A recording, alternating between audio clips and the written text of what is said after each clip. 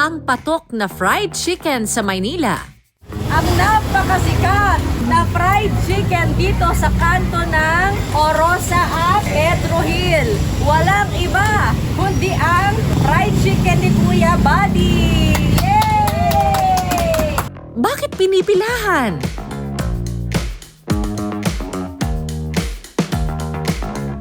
Kasi mura lang tapos sulit naman, may lasa naman talaga eh. Ito yung mga manok ko.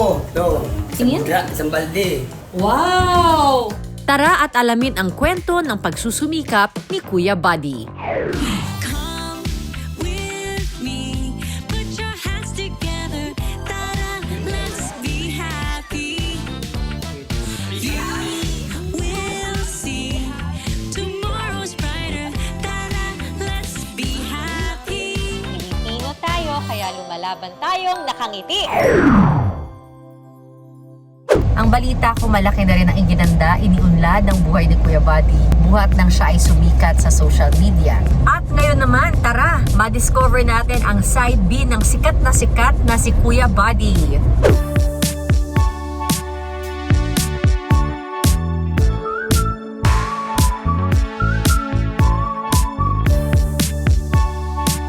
Ano, good morning. Kayo ang sikat na Kuya Oh, Buddy. ito na, dumi ko. Ano bang kaligo dahil? Matagal ka na dito? Matagal na, ma'am. Dito kasi katira yung asawa ko eh. Kasi dati sa Malati kami. Wala na kami trabaho. Malate, napunta ka dito. Apo. Pwede ba ako magbayad na para makabili, maka-order na ako? Doon na po. Ma-pre-order ko na siya. Naka-marinate pa lang po yun. Doon kasi ang luto, live doon eh. Bakit kailangan live? Kasi maganda kasi, di ba? Bago mainit pa eh. Sa tao naman. Kasi- At saka iba pa rin ang masarap na mainit na ulam. Oo, no? mainit talaga. Ito pala Ito lugar. bahay namin sa asawa ko. Ay, ang maganda bahay mo ah. Ay, maganda umaga po. Side B ng sikat na Kuya Buddy. Ano to para Chapsoy. mamaya to? Oo, benta ko, 20-20 lang. sakto. Bibili ako mamaya. Magpi-pre-order na ako mamaya, oo. Kasi baka makupusan ako eh. Nakikita ko palagi ubusan eh, no? Oo, kasi mura lang tapos sulit naman, may lasa naman talaga eh. Tsaka fresh na fresh ah. Ito yung mga manok ko. Ito. Tingin? Isang balde. Wow! Tapos doon naman yung pork chop ko. Ay, panalo. Kagabi pa to nakamarinate. Mga alas 12. Tapos yan? Pork chop. 100 pieces yan. Bakit hindi mo dinadami? Ako palagi nauubos. Masyadong ako na nagluluto kasi.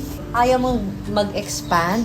Gusto ko mag-smart pero di ko pa yung tao eh. Oo. Kasi pag itiwalan mo sa ibang tao, baka sumablay ako eh. Diba? Baka mailawang ka, magreklamo yun. Dito sa akong ipit. Kasi kanila pag medyo kukuha lang tao pagkatiwalaan. Sana may marunong na magtuturo sa'yo kung paano ho palakihin yung negosyo mo, no? Kasi syempre, pag tayo lang ang gumagawa, pag nagkasakit ka, Yun na nga. Oo. Yan lang ang problema eh. Kasi gusto ka magpahinga lang maayos. Ikaw ka pa nga, dahil wala ka pang tao. Mas maganda talagang may tao ka. Magpahinga 2 araw, 3. ilang taon na ba itong ginagawa niyong solo ka? Ito lang, isang taon pa lang. Pagkatapos ng pandemic, kasi dati ko nagtitindag patient ako doon. Oo.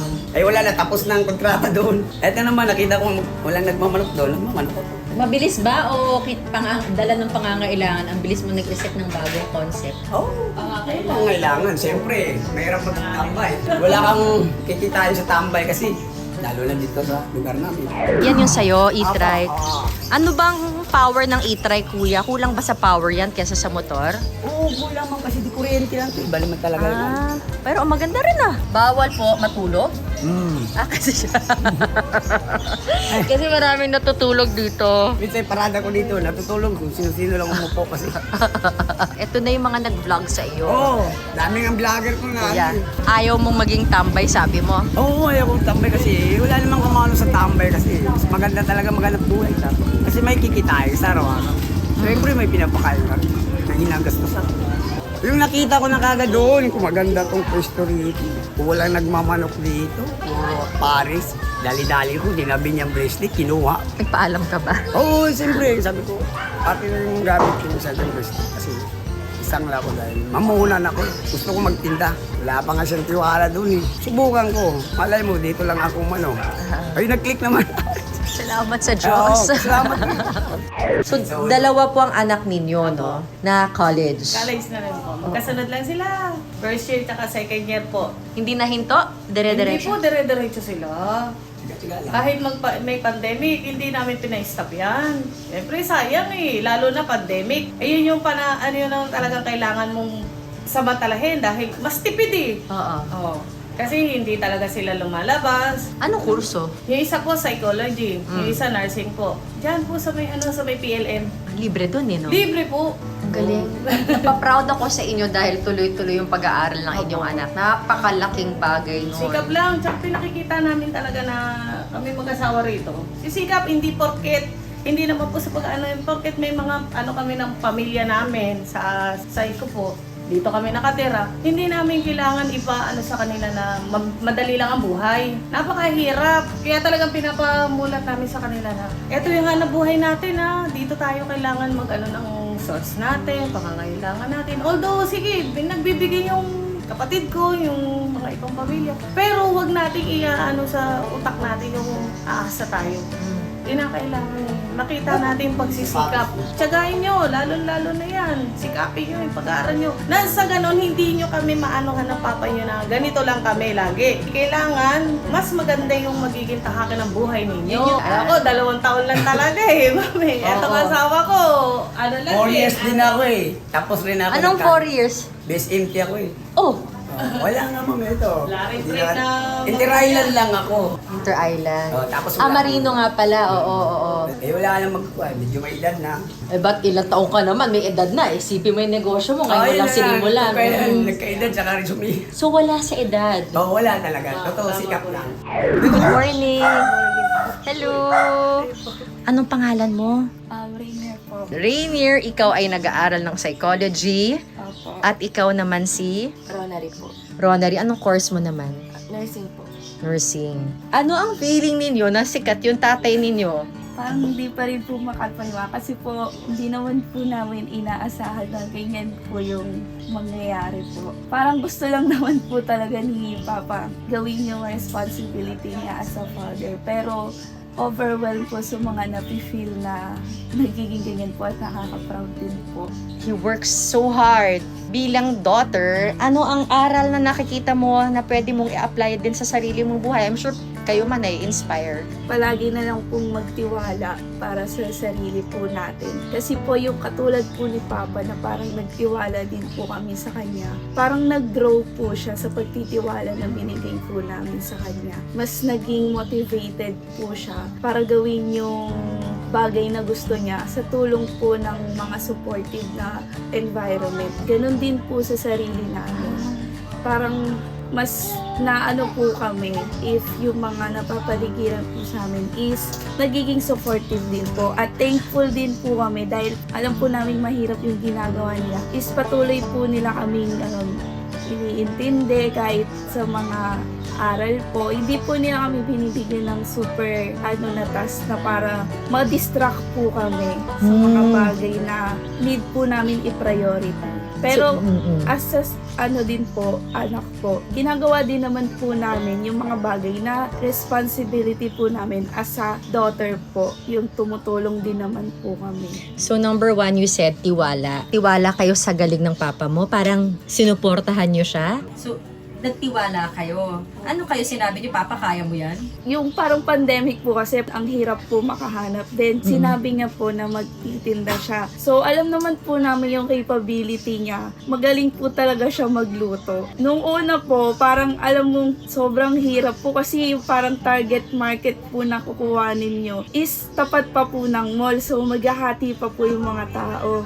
Sabi, o sige, dun niya na-showcase yung talent niya sa pagluluto at hindi naman po talaga siyang nag-fail. Sobrang sinuportahan po siya at nakuha niya po yung mga target market na meron po siya. Swerte rin siya sa inyo.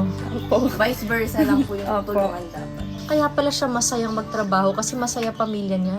Reward na lang po namin sa kanila na yung sa hirap po ng ginagawa nila is mag-aral po ng mabuti. Parang ayun po yung fruit ng success nila sa ginagawa nilang hirap po. Ang galing nila. Parang gusto mo ganito yung anak mo. Anong grades nyo? Sige nga, yapang nyo na.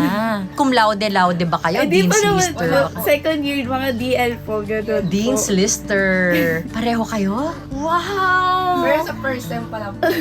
Wow, mga Dean's Lister ang mga anak ni Kuya Buddy. Sana kapag tayo ay may masisipag na mga bagulang, tama kayo, ang ating sukli ay maging mabuti sa pag-aaral. But wait, yung quality time. Di syempre, kumakain ng oras, pagod na si tatay pag-uwi. May oras pa ba kayong magkwentuhan para maging pamilya? Alam mo yon, minsan sinasabi na, wala namang time si nanay, si tatay, puro trabaho na lang. Nakaset na po yung oras po nila mama tsaka nila papa na 4 p.m. si mama mauunang uuwi. Tapos si papa is mga 6 p.m. So mag-a-adjust na po doon yung parang oras po ng kainan namin. At doon po nagkakaroon po kami ng sabay-sabay na kakain. Kapag naman po hindi po sila nagtatrabaho, yung hindi po nagtitinda, gumagawa naman po sila ng way like lumalabas po kami, nagsisimba po ganun or kumakain po sa labas. Hindi naman po nawawala yung parang quality time na meron kami po. Every dinner po, nagkukwentuhan po kasi kami yan after kumain. And I think ayun na po yung quality time na ginagawa namin. Kasi pagod na rin po, pagod sa school works overload, tapos sila pagod sa trabaho. So, yung simpleng kwentuhan naman po na yun is nako-consume po namin yung time namin na maayos between one another po. Message kay Papa and Mama. Thank you so much po sa hard work nyo. And balang araw kami naman.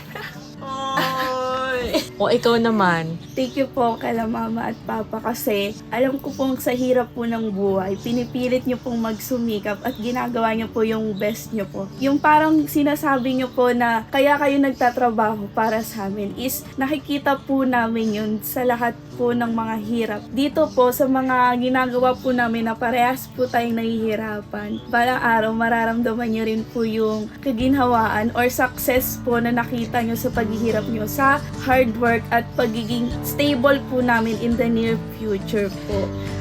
Naiyak ako. Naiyak ako kasi bihira yung mababait na anak na kagaya nito. At least na-appreciate yung hard work ng parents ninyo.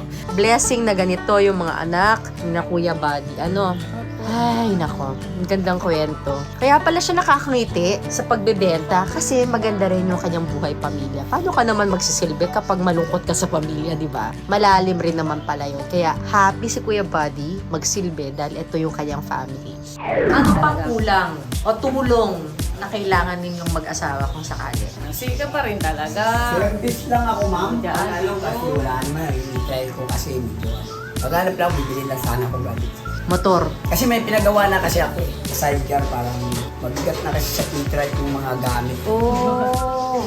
Ako na lang din talaga. Yung tama yung sinasabi ng asawa ko na yung mapagkakatiwalaan talaga. Kasi madali lang naman talaga yung tulong, ma'am. Mabigyan natin ng tulong. Gaya niya, meron kaming inaanuhan din dito na katuwang namin. Kahit maliit na bata lang yun, ma'am. Dapat siya rin yung tinutulungan natin. Mamulat din po siya, ma'am. Siya rin, mag-ipon din siya, pang Yun nga, school din sabi niya. Yun ang kinukuha ko yung mga estudyante ba? Kasi Oo. may Sabado. Oo. Sabado-Linggo, palitan sila. Kinukuha mo rin, may Oo. mga estudyante. Ang baon nila eh. Para Lunes, meron silang baon. Para makita nila yung gano'ng kahirap kumita ng pera. Paano mo pinipili yung tutulong sa'yo? Sila nagvo-volunteer? Oo. Kaya sama ako, sige lang, para may pera kayo sa Lunes. Oo. Tapos yun namang isa doon, yung medyo may edad na, wala naman din. Yan ang kinuha ko. Wala din sa amin. Oo. Mumuhay nila eh. Kulang din. Halik ko lang. Sama kayo. Sino sa mga bata dito yung rumaraket at nagtumutulong? ito, yung dalawa. Saan ka tumutulong kay Kuya Buddy? Sa mga ano po doon, bibili. Huh? Ikaw nag-assist? Ano ang pinag-aaralan mo? Anong grade ka na ba? 4 po. Tapos, binibigyan kang allowance ng Kuya Buddy. Opo. Tapos, saan mo ginagastos yung allowance ng Kuya Buddy? Sa ano po, ganun. Sa school din. Okay ba grades mo? Totoo? Nax! O ngayon, sasama ka ba kay Kuya Buddy o dito ka lang? Tawa po. Sama. Anong ginagawa nila sa pag-assist sa'yo? Eh, Nila, mukhang di naman kaya maglatag sila ng lamisa. Ah. Tapos payong. Ako naman mag-assist ako doon sa karitong ko, sa mantika. Tapos sila naman sa mga bangko. Mabibilis na rin kumilos. Mabilis, hindi naman masyado pero okay lang. Dapat galingan ninyo. Dapat focus, di ba? Pag lumaki si Kuya Buddy, kasama kayo. Oo, kasama Di ba? O ikaw, ano naman ang tinutulong mo kay Kuya Buddy? Ganun din po yung katulad nung nabi po niya. O talaga, nag-a-assist ka doon. Opo, nung mga plato po, tsaka lamesa. Paano ka napasama kay Kuya Buddy? Sinong nag-aya kanino? Oo, Ha, inaya ka ni Kuya Buddy o naaya ka ng tropa? kaya po. Ano? Okay naman. Opo, Nakakadagdag naman sa ano, sa school. opo. Saan mo ginagastos naman yung kinikita mo? Sa school din po. Talaga? Opo. Sinong lodi mo? Pero Idol Kuya Rolly sa sipag. Oo, sipag lang. Anong gusto mo sabihin kay Kuya Rolly? Rolly, salamat sa binibigay mong sahod sa amin. Tutulong eh. Parang dumagdag na rin pala mga anak mo eh. Kasi wala naman sila. Minsan, kuya, tama akong magtinda sa'yo. Okay. Gusto nyo, di ba? Oo. Kasi, para may baong kami. Okay, ganda. Eh dapat galingan din natin, no? Oo, masipag yan. Masipag. Oo. Kasi pag naaral niyo yung kailangan ng Kuya Sipag Rolly yan, rin ng kumain ng tulong. mga balat ng manok. So ngayon, papakawalan muna natin Kuya Buddy back sa action. Doon tayo lalaban. Saan nga ba? Sa kanto ng... Federal Street Corner, Maria Orosa. Ayan ha, nakita nyo. O ngayon, yan yung kalmadong araw. Ngayon, doon na tayo sa talagang bakbakan. Sa kanto ng Pedro Hill at Maria Orosa. Nanghaling tapat dito sa Maynila, Maria Orosa, corner Pedro Hill. At ano itong nakikita kong pinagkakaguluhan dito? Tara, kanto fried chicken ni Kuya Buddy.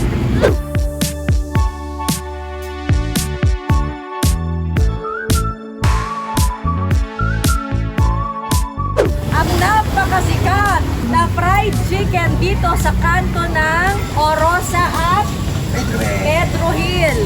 Walang iba kundi ang fried chicken ni Kuya Buddy. Yay! Bile, bile, bile, bile, bile! Fried chicken ni Buddy. Bili, bili, bili, bili, bili! Chicken ni Buddy! Eto na ho, mainit-init pa, pork chop. Hindi na po, bago kayo maubusan. Buddy, buddy, buddy! Chicken ni Buddy! So dati, mag-isa lang siya dito na fried chicken. Pero ngayon, dumami na yung fried chicken. Pero, siya ang ori at siya ang nagsiservisyo.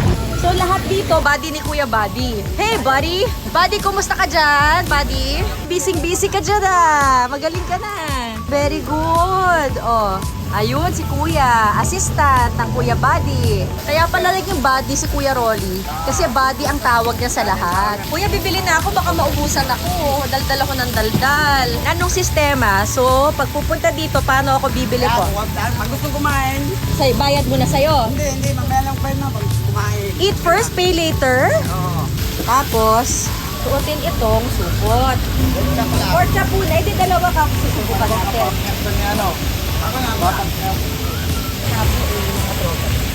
So, ito ang pork chop ng Kuya Buddy.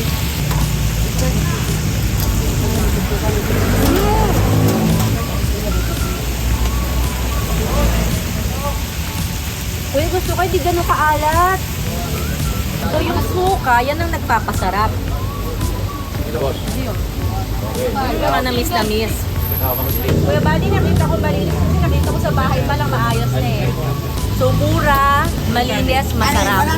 Taga saan po kayo? Sa PGH po kami nagtatrabaho. PGA. Dati ka na bang bumibili dito? Ako, dati lang. Ay, suki! Talaga? Anong masasabi mo sa pagkain ni Kuya Buddy? Masarap naman po. Mura ba? Ba't ka bumibili kay Kuya Ronnie? Masarap po, masarap. Masarap? Nakamura po. Nakamura pa. Matagal ka nabili sa kanya, Smat? Nakakatuwa niya? Araw-araw. Araw-araw? Baka naman sumobra ang cholesterol mo niyan, araw-araw. Sobrang laki. Yun lang yung masasabi ko. Na yung mga customer daw niya, sila na rin yung kusang nagdadagdag ng presyo. Dahil ang mura, saan ka pa? Ang laki-laki ng Thai part, 50 pesos. Tapos sabi nga ni Kuya Ronnie sa atin, ang ginagawa niya minsan, pag maliit yung part, siya na nagdadagdag. 50 pesos! Ang laki-laki! Hoy, dumadami na ang tao. Hindi mo ramdam yung init ng panahon. Parang pista. Ang saya-saya. Kuya, ubos ka. Sukay ka rin here? Or first time? First time. Paano mo siya na-discover? Nagpa-medical lang ako. Sumabit ako. Nagpa-medical ka, tapos nag-fried chicken. Dahil paubos na yung ulam, si Mrs. ay sumunod. Ano talaga siya? Buong pamilya.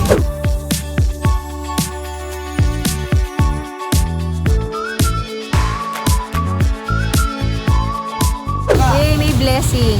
May kamote rin sa tabi-tabi. Abay, subukan nyo na lahat dito, no? May samalamig, may dessert. Pagkatapos nyo kumain ng fried chicken, gusto nyo ng pares, meron rin dito. Lahat na. All in. Kuya Buddy, anong gusto mong sabihin sa mga fans mo? Dahil mamaya hindi na kita makakausap sa dami ng tao. Anong gusto mong sabihin? Sa mga customer ko. Oo, lahat ng sumusuporta sa'yo. lagi yan dito. Walang ibang pupunta yan. Minsan, kahit wala ako rito, minsan, isla ka kahit nagpagkila. Tama kasi minsan araw-araw. So mga kabady talaga. Si Kuya Buddy ay nandito sa kanyang pwesto 11 o'clock hanggang 2 ng hapon. Ubus yun. Kaya kung ako sa inyo, aagahan ko na. Marami akong natututunan dito kay Kuya Buddy ha. Sa pagnanegosyo. Siguro gusto ko lang i-point out sa iyo. Una, pinerfect mo yung produkto mo. Paano mo pinerfect yung produkto mo? Ikwento mo. Tinanong mo, di ba palagi? Yung gusto ng kliyente mo? Tama, napanood ko kay Tikim TV. Oo. Paulit-ulit mo daw tinanong. Sige nga, ikwento mo. Sa mga tao, bago kumain yan, tinatanong ko kung anong lasa. Maalas ba, maano, parang babago. Ma-adjust ko yung timpla ko. Customer is always right. Number 2 tip, ginawa mo yung oportunidad na walang gumagawa. Lahat pares, ikaw ang nagmanok. Tama yan. Kasi nakita ko doon, parsley. Wala ba itong mga subukan ko kaya itong manok. Oo. Tapos number 3, mura. Masarap at mura. Ayan. Kompetensya.